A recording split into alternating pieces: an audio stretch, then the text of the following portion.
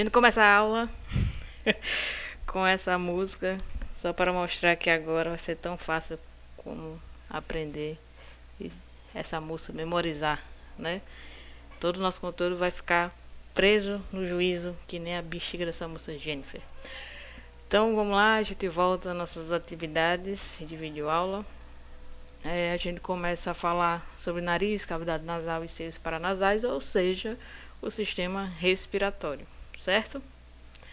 Então agora, a partir de agora, vocês vão sentir que as coisas vão melhorar para o nosso lado, né? Não vai ser tão complexo assim.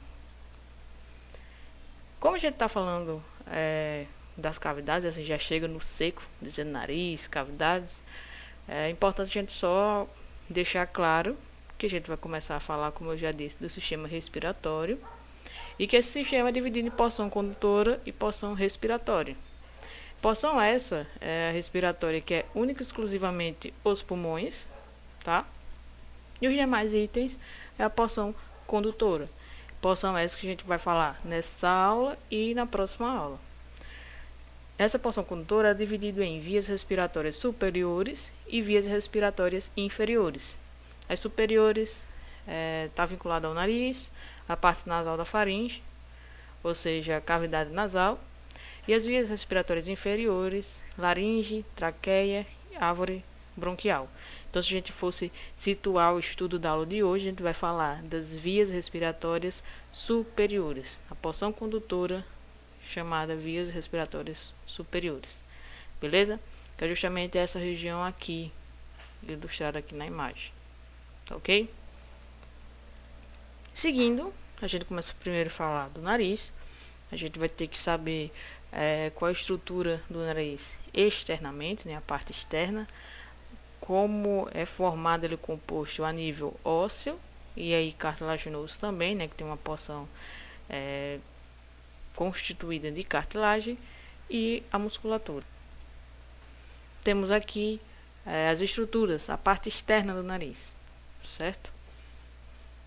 A gente vai ter nesse ponto aqui, que a imagem está citando como násio, essa angulação entre a glabela, né, que é justamente essa porção aqui da sobrancelha junto com o nariz, o início.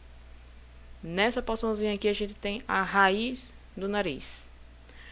Dá pra fazer um funk, dá pra fazer uma rima muito boa, né? A raiz do nariz tá aí, né? Não tá indicada na imagem, mas aí vocês coloquem nas anotações de vocês, beleza?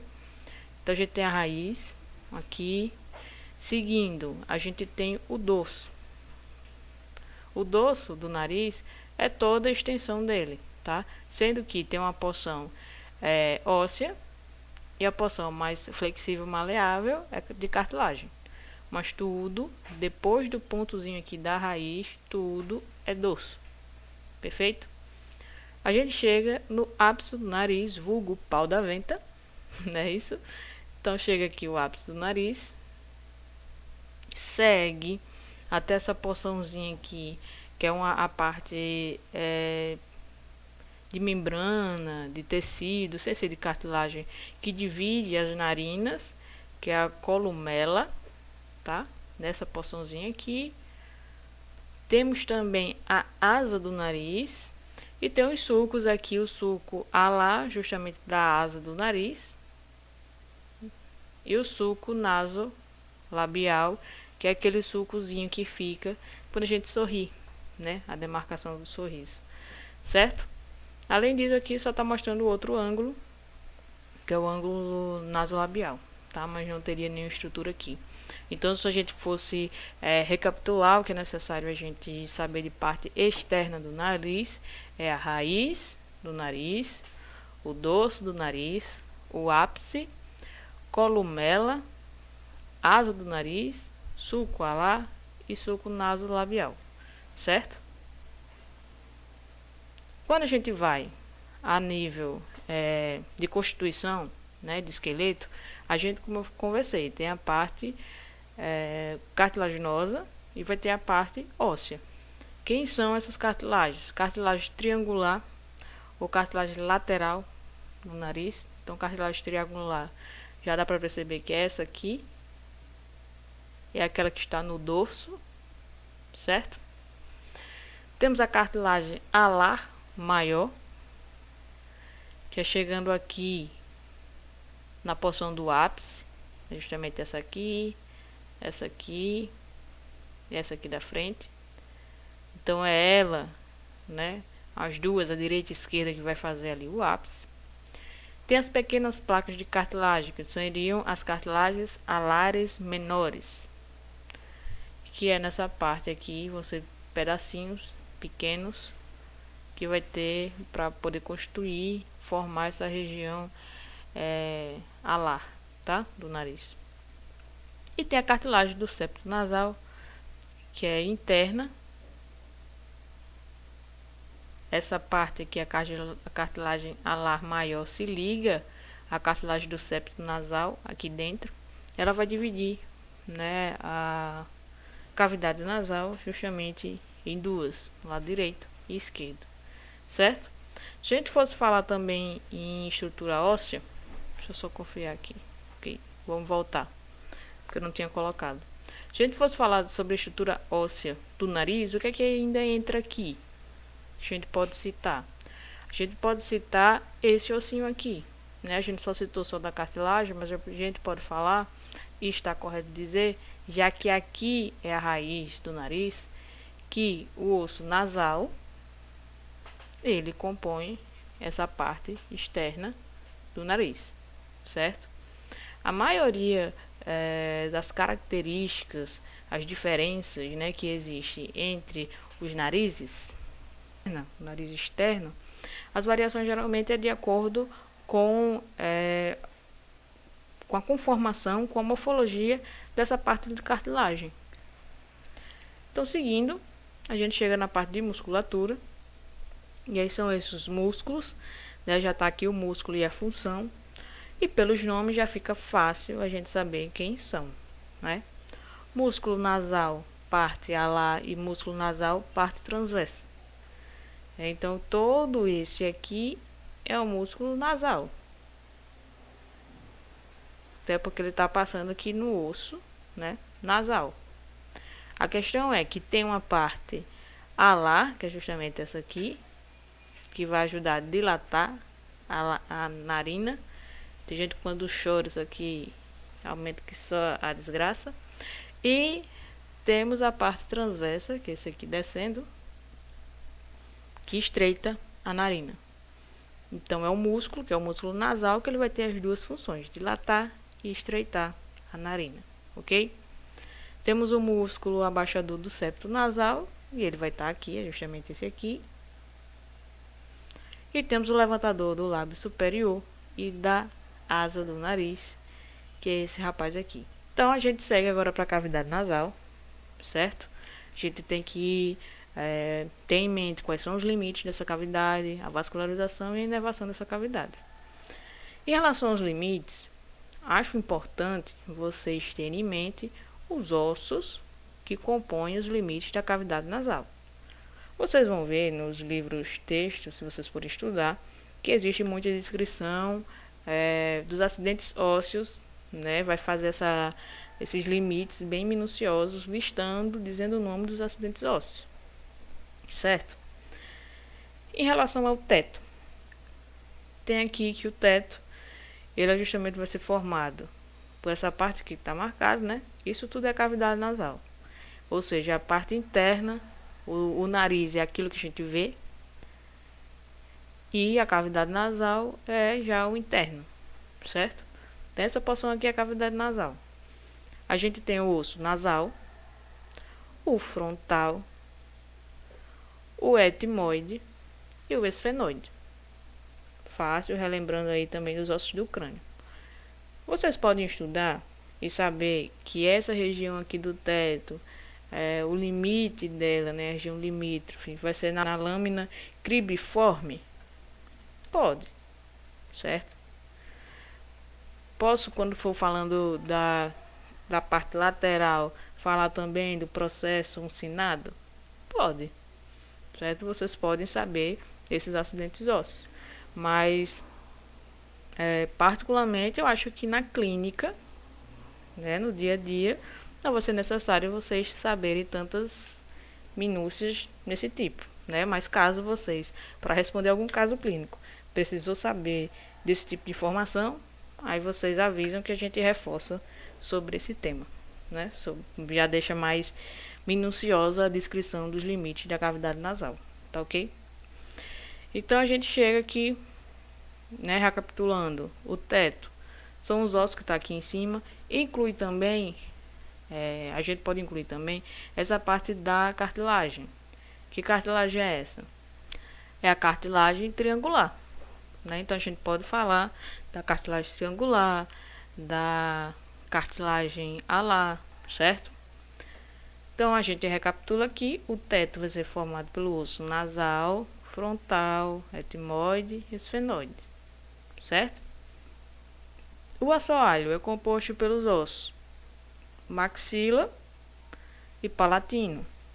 Recapitulando, eu posso falar que no palatino, esse limite é na lâmina horizontal do osso palatino, mas não deixa de ser o palatino, tá? A mesma coisa na maxila, né? Eu posso dizer que é no processo palatino da maxila, mas não deixa de ser o osso maxilar, né? A maxila. Seguindo, a gente tem os limites da parede medial. Tem alguns livros que tratam a parede medial como camadas, né? Tendo aquela lâmina mais externa, que seria formada pela columela, que é a parte realmente de mucosa, membrana, revestida de tecido, muito vascularizada, certo? Depois, eles tratam com nomenclatura, né? Colocam como uma segunda camada a parte cartilaginosa, então entraria aqui o septo nasal nessa história, e depois vem a camada óssea, que inclui o vômer e a lâmina perpendicular do etimoide. Eu estou listando aqui a lâmina perpendicular só para vocês terem noção que isso aqui está dividindo a cavidade nasal em direita e esquerda, certo? Eu vou abordar esse tipo das 3 camadas que eu citei, né? Vai ser importante a gente saber. Estou colocando porque tem alguns livros que traz, né? Mas se a gente fosse simplificar a história, basta a gente saber que a parede medial é formada por essas estruturas aqui, né? Até porque vocês vão trabalhar com pessoas vivas, né? Espera-se, diga-se de passagem. Então o septo nasal ele vai estar aqui, né? Não é que nem as nossas peças, que a depender da conservação ou não, se a gente só tiver osso, a gente não consegue ver o septo nasal, né? Então, anatomicamente, naturalmente falando, são esses 3 que vão estar compondo ali a parede medial, certo? E tem a parede lateral, que são as conchas, né? Conchas, porque a gente tem a direita e a esquerda. Então a gente tem primeiro aqui a concha superior, a concha média e a concha inferior. Vocês notam que as conchas nasais superior e média estão na mesma cor. Elas fazem parte do mesmo osso. Osso esse etimoide. A concha nasal inferior, ela já faz parte, né, já está englobando aqui o osso maxilar. Então, ainda na parede lateral, a gente tem a parte maxilar, do palatino, do lacrimal aqui, né, como a gente viu que ele faz também parte do teto, ele delimita a parede lateral, e o lacrimal aparece aqui, esse cinzazinho aqui, entre muito mais próximo aí as conchas nasais, certo? Essas conchas, por elas existirem, né, e elas vão ser recobertas por tecido, a gente vai ter outra estrutura, que são os meatos, né? Meato esse que é chamado superior, médio e inferior. São justamente as aberturas, os canais entre as conchas. Então a gente tem o meato superior, o meato médio e o meato nasal inferior. Simples assim. É por isso que eu disse que o assunto agora está moleza. As artérias. Se a gente for falar de vascularização, é importante vocês terem a noção que as artérias, né, que vão nutrir, né, que vão irrigar a parte da cavidade nasal, são ramos da oftálmica, né, da artéria maxilar e da artéria facial. Essa artéria etimoidal, quem é? Nas duas imagens, a gente vai procurar o que? Artérias que estão saindo, né? Ou estão entrando, né? Na verdade, aqui no caso, elas estão entrando pela cavidade nasal, pelo etimoide. Então, são essas aqui. Sendo que essa é a anterior e essa aqui é a posterior. Voltando para cá, são essas duas bonitinhas aqui. A anterior e a posterior. Temos a artéria esfenopalatina. Se é esfenopalatina é porque está ali no osso palatino e no esfenoide, certo? Então, se a gente fosse olhar aqui, é essa porçãozinha aqui, que está do esfenoide, ela vai sair para ramificar justamente a região palatina, que é a origem da artéria maxilar. Então, essa porção aqui e essa senhorita aqui, ó, na segunda imagem, tá? Essa e essa aqui. Temos a artéria palatina maior, que vai estar aqui embaixo, pegando o palato, né? E o palatino, perdão, e o maxilar, a maxila. E temos o ramo septal da artéria labial superior, que é essa mocinha aqui, Ou seja, o que é externo aqui veio da artéria facial, que é justamente essa ramo septal da artéria labial superior. E os outros vêm da artéria oftálmica e da artéria maxilar. É importante salientar que nessa região aqui, onde tem esse círculo, existe uma região com um nome bem bonito para se dar a gato, a cachorro, né, um bichinho de pelúcia. Vocês vão pesquisar e vocês vão ver sobre, né, que é a região justamente de anastomose dessas artérias. É por isso que quando a gente leva um cacete bom no pau da venta, um murro, uma coisa do tipo, a gente causa, não vamos falar chique, a gente causa uma lesão no nariz, geralmente sangra, porque essa região aqui é justamente a região que vocês estão vendo, que é a de cartilagem, quer dizer, a mais flexível, a maleável do nosso nariz, e ela é rica em sangue, né, que é justamente o ponto de anastomose dessas artérias, certo? E tem o nome dela, quero saber na quarta-feira qual é o nome dessa infeliz, tá bom? Dessa região. Então a gente vai seguir veias. Para descomplicar geral, o que é necessário vocês saberem? Que as veias, em resumo, é o plexo venoso submucoso, certo? E esse plexo venoso, ele vai drenar tudo para a veia maxilar, vai ter uma drenagem que vai ser para a veia etimoide, e vai ter uma drenagem para a veia facial. Pronto. É isso que é importante a gente saber. Outra coisa é que esse plexo venoso submucoso é o responsável por aquecer o ar quando a gente respira, né? O ar, quando chega nos pulmões, ele chega na temperatura corpórea, certo? Então a função dele é aquecer. Tem dias como esses dias, né, que estamos vivendo, que não precisa de aquecimento nenhum, né?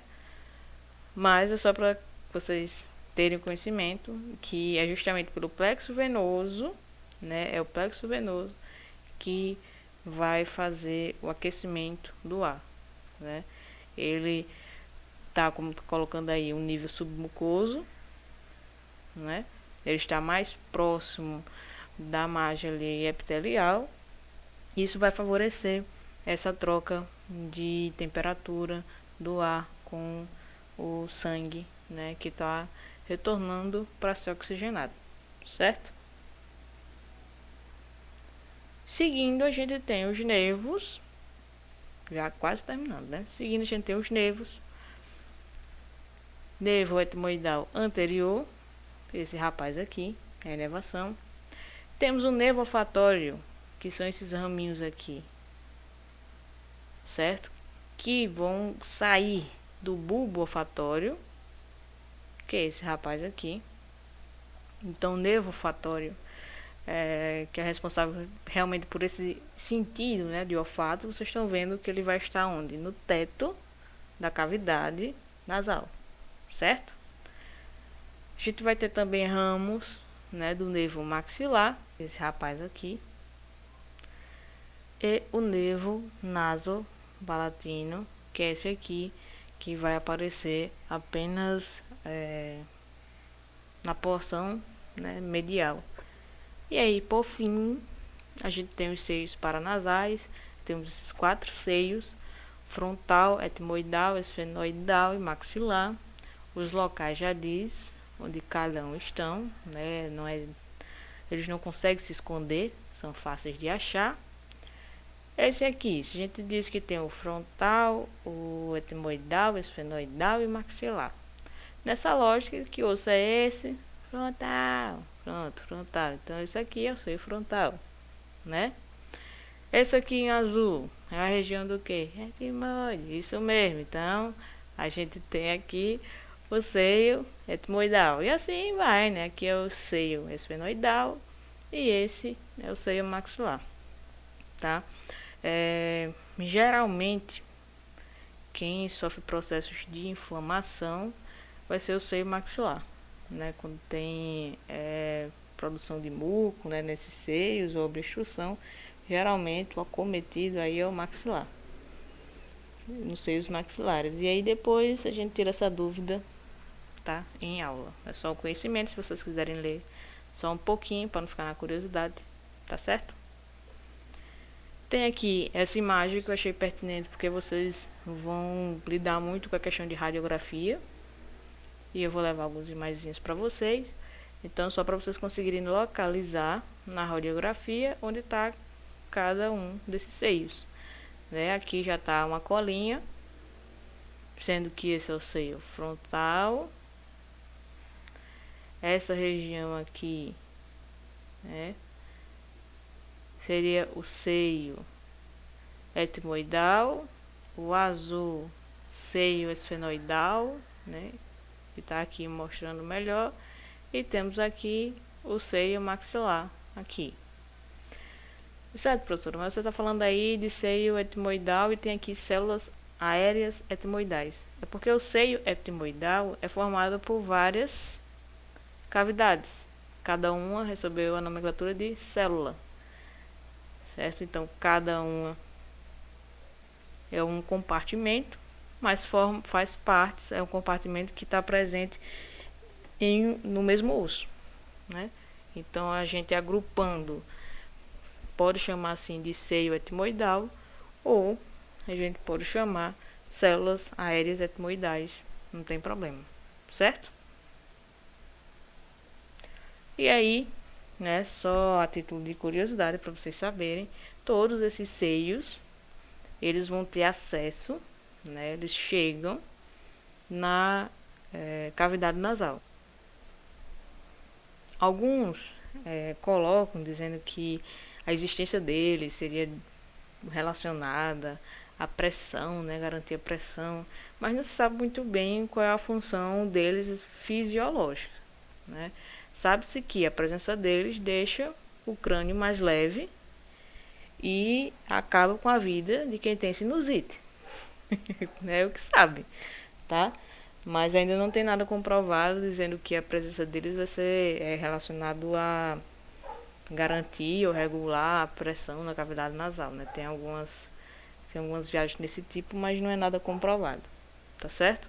E é só para vocês terem a tabelinha mostrando onde cada seio, né, em que porção é que ele vai entrar em contato com a cavidade nasal. Falando aqui, ó, o seio frontal, ele vai sair no meato nasal médio, né? Essas células etmoidais, que é justamente o seio etmoidal, sendo a parte anterior e posterior, vão ter acesso à cavidade nasal em regiões diferentes. Uma no meato nasal médio e outra no meato nasal superior, né? Então, só para vocês verem que existem esses pontos de encontro dos seios paranasais com a cavidade nasal, certo? Então é isso que temos para hoje. Moleza, coisa simples. Sei que vocês vão conseguir pegar o assunto de primeira. E o massa que a gente já vai começar a mexer nas nossas queridas peças, tá certo? Então eu fico esperando vocês para o nosso encontro na quarta-feira. Um abraço a todos e bons estudos.